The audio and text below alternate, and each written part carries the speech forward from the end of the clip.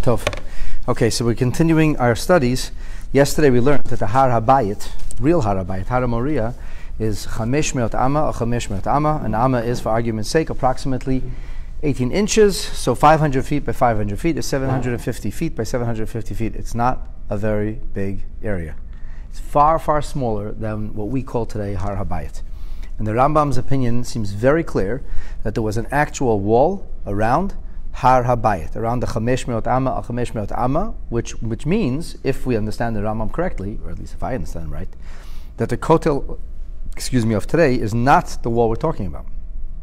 Because the Kotel of today is a significantly larger area, although apparently from east to west it's not that much more than 500 amma, but the Rambam says 500 amma is exact, which would mean that there was an actual wall around the Har HaBayit, the area, the sacred area of the Har HaBayit. The rest is landfill, and it was built and developed over the years, especially during the time of Herod of Hurdas. So in this wall that surrounded the Har HaBayit, we're told Chamisha Sha'arim Hoyole. There were 5 gateways, 5 entranceways in. Echad min HaMayrev, only one was found on the west side. Ve'echad min HaMizrach, and there was only one door that entered in from the east. Echad min HaTzafon, one is from the north. And then Shnayim min HaDarom, there were 2 from the south. Now, the Rambam tells us the dimensions of these doors. Rochav kol sha'ar eser amot. The width of each one of these doors is 10 amot, 15 feet. V'govho, and the height is esrim, is 20 amot high, almost 30 feet high. So it's very significant, very large doors. V'yesh lahem delatot, these doors, or gateways, had doors that opened and closed. We don't know what the doors looked like. We don't know if they were gold or copper, but we know that they had doors. Now, here's something very important. The assumption is that this is the gate on the east is what we call Shar Shushan, was also known as Shar HaZohav. That the gate on the west, behind the Kodesh HaKadoshim, was called Shar Kifonos. That the gate on the Tzafon was called Shar Tede, or Tedi. And then that the 2 gates which are found on the south were called Sha'ar or Sha'arei Chulda. And there are 2 reasons that are brought down for the names of Sha'arei Chulda. One is that Chulda HaNaviya was a great prophet who sat at those gates and taught Torah publicly. And the other is that it's like a weasel, because it burrows in like a tunnel. So the popular approach to this is that in the southern wall excavation, which many presume, seems to me mistakenly, that's actually the wall of 500 amma, that somebody told me it was originally 500 amma, and then Herod expanded those walls. The Rambam doesn't say that. The Rambam says, Har HaBayit itself is 500 amma, 500 amma. Rambam says that there was Hayam Mukaf Choma. He doesn't say the whole area, he doesn't say the whole tabletop, he says the 500 amot by 500 amot. Now, there are 2 gates. There are 2 gates from the southern excavation, which is the same wall as what we call Kotel today. And they do come through like tunnels. And you actually could go through those gates till today. In fact, the Arabs use it to go to their mosque. They have the Al-Aqsa Mosque, which is a black mosque, and then they built a mosque underneath, under the noses of the Israelis in the last couple of years, which my understanding is the side of a football stadium. Second largest mosque in the world, as I've been told.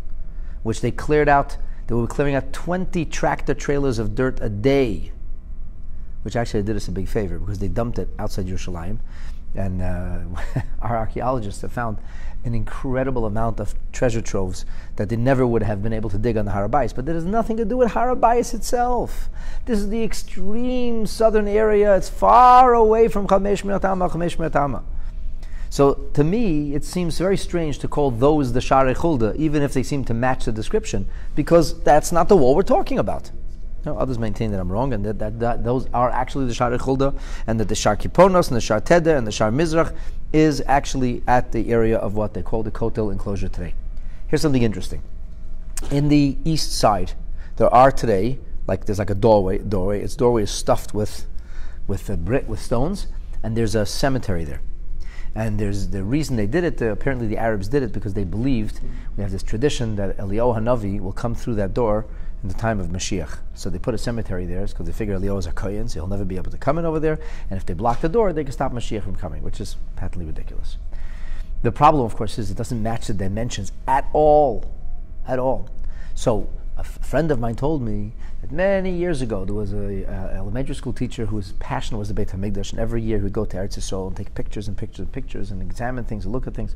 Anyway, there used to be an open kind of cave beneath the area where those doors are, and that his friend ran down into the cave. There was an Arab guard always there. And he waited and waited till the guy went away for a little while. He ran inside there. This is in the old days with regular camera. He just took pictures and pictures as much as he could take. And he ran out, and then the Arab guy came and chased him with a machete. So afterwards, he says the Arabs put grates. Nobody's allowed to go in there anymore. But he developed these pictures.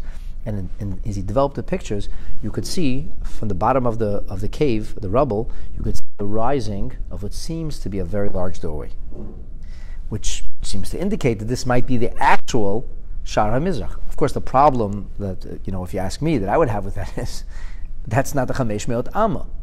So it is eminently possible that the Kotel of today, or the retaining wall of the expanded and the larger area of Har HaBayit, also had 5 shiurim. But that's not discussed in Hilchos Beis Habechirah. The Rambam never talks about that wall, because that wall is not actually part of the Mikdash. That wall is outside of the Mikdash area.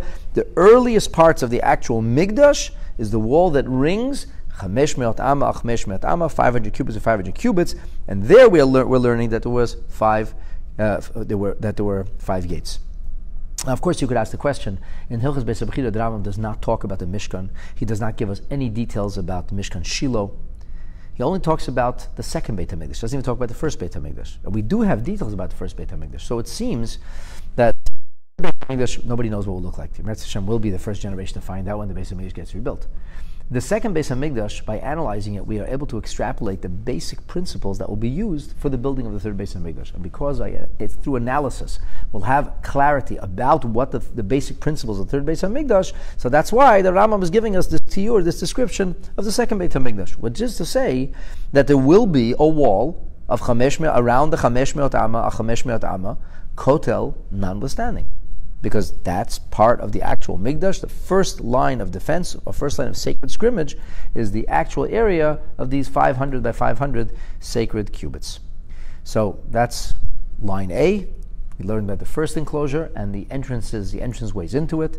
And tomorrow, B'ezrat Hashem, we'll find out about the second line of scrimmage that ringed the Beit HaMikdash, our holy temple in Yerushalayim. May it be rebuilt speedily and in our days. Amen.